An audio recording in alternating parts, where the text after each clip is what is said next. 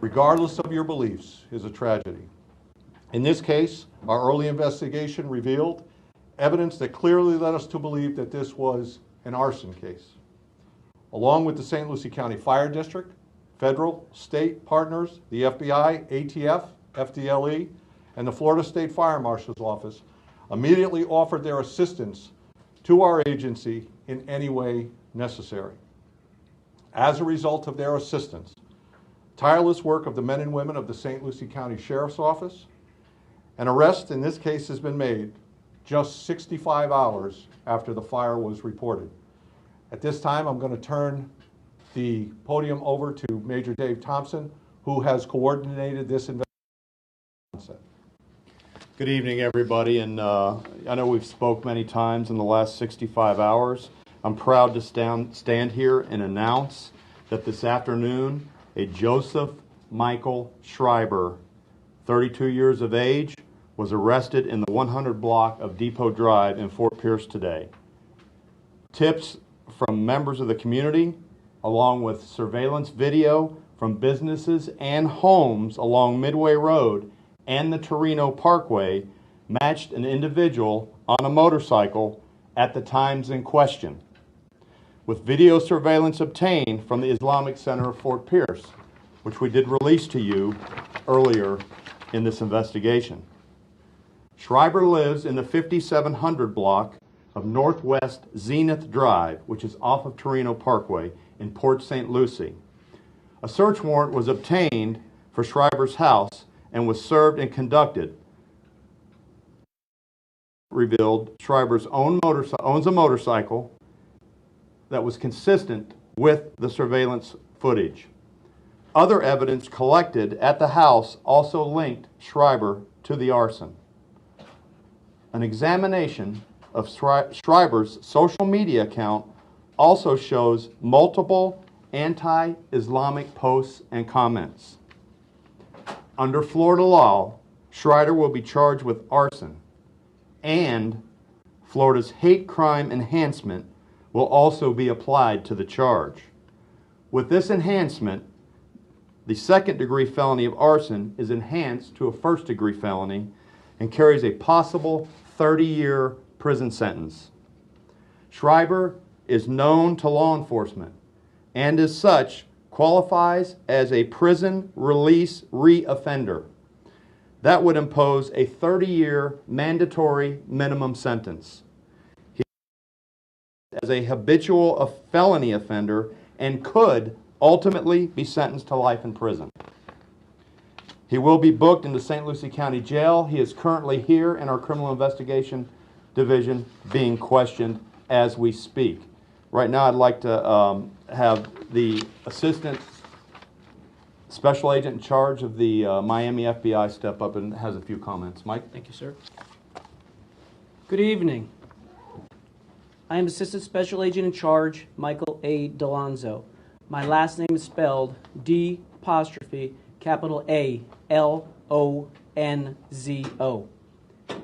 The FBI is fully engaged in the investigation of the September 11th arson fire at the Islamic Center of Fort Pierce, Florida. We take any act of violence or threat towards a house of worship very seriously.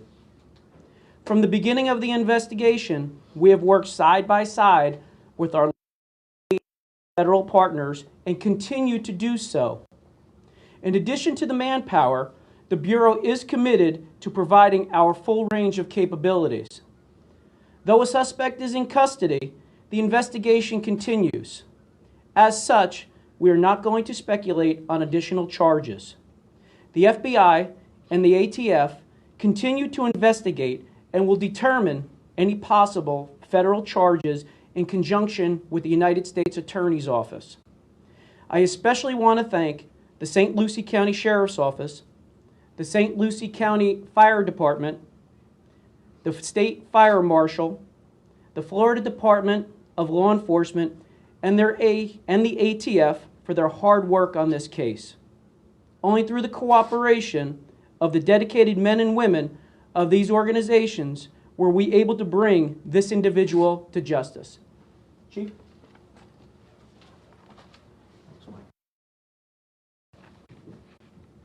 As we said at the very beginning, we cannot stress enough the importance of the cooperation of our state and federal partners.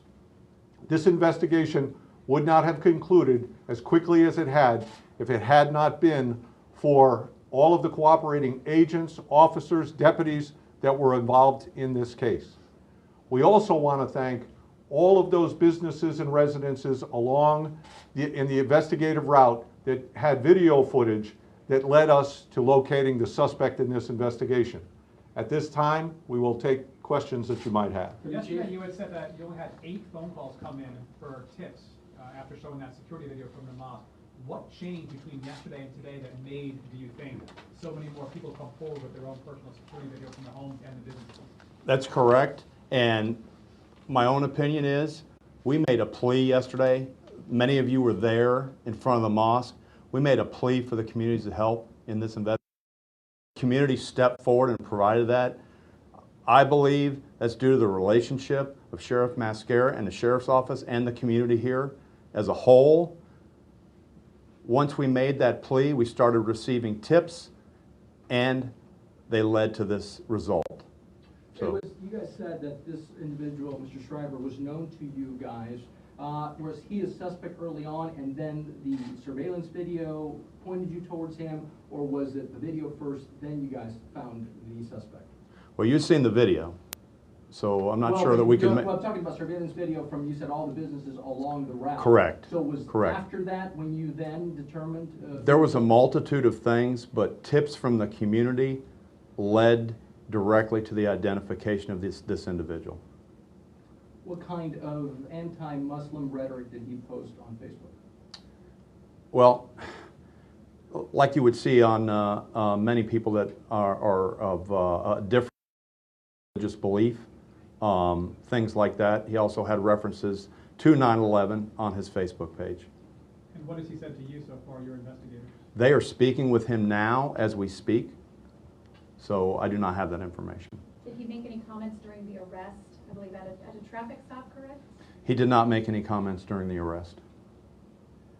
You said he was known to you, and he has made these kinds of comments. So has he been under investigation for these kinds of extremist language and this kind of posting? No, he was known to law enforcement due to his criminal history.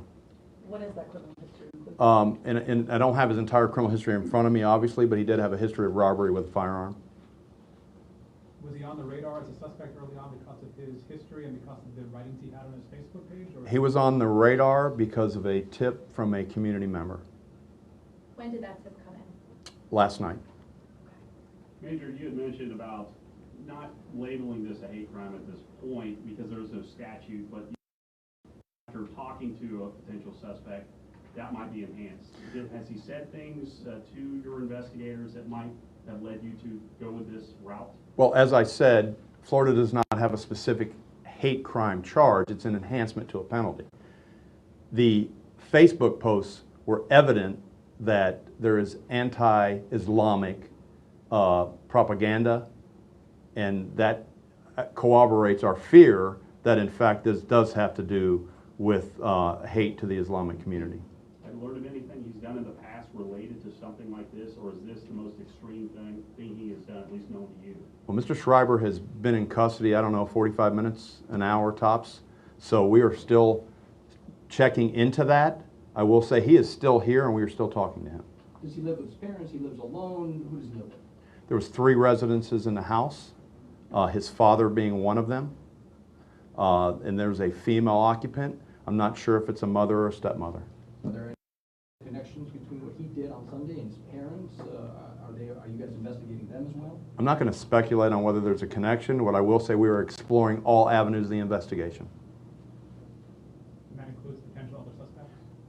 Right now, we're very early on. If there are any co-conspirators, we certainly want to identify them and bring them to justice also. You said you arrested him at work in downtown Fort Pierce. Where does he work? No, I did not say that. I said he was arrested in the 100 block of Depot Drive in Fort Pierce. Was he walking there? Was he eating there? He was picked up when he was walking on the street. Uneventful arrest, or did he go quietly? Uneventful. And what time did that occur? I don't have the exact time, like 45 minutes to an hour ago. How did you identify him just walking on the sidewalk, I believe, or the streets? Well, immediately after receiving the tip, we started investigating the individual and trying to determine where he is, what his habits were, and things like that. So, we want to be prepared for those things. Does he work, I believe investigators were at his workplace today. Can you say where he works? Well, like I said, he was arrested in a 100 block of Depot Drive. Does that have anything to do with where he works? Does he work in that area? His employment is not related to the incident.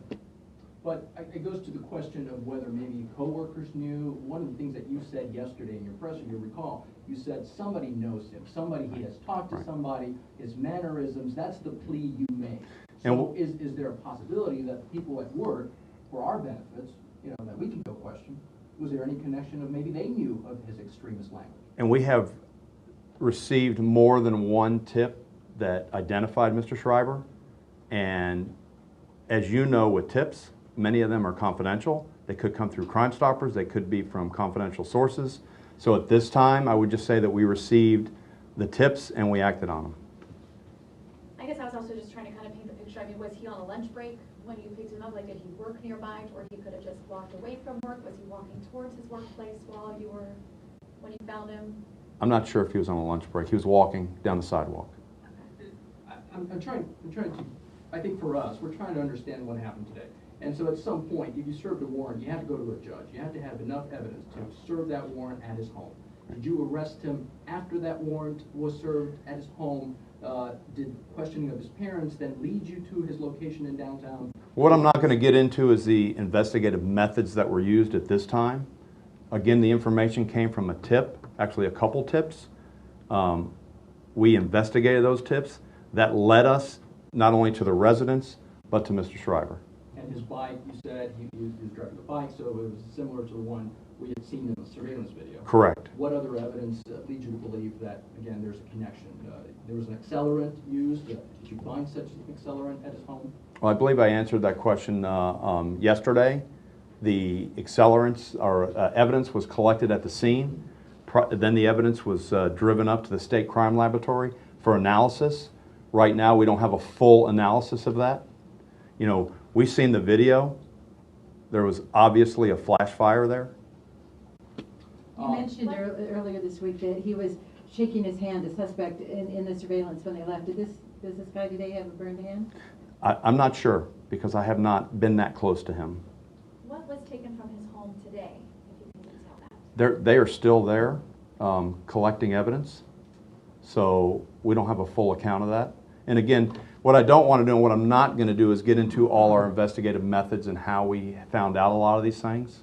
We're here to tell you that as a community, this was harmful to the community. This was a place of worship, and it was very important for the community that we brought this individual to justice, and we're here to tell you today that that's what we did along with all of our partners. Last question. This question may be for the FBI. I mean, obviously you've talked about the enhancements here in Florida, but is the FBI and the Attorney General's office, are you guys pursuing any kind of maybe federal charges? Yeah, as the investigation continues, we're looking into possible civil rights violations.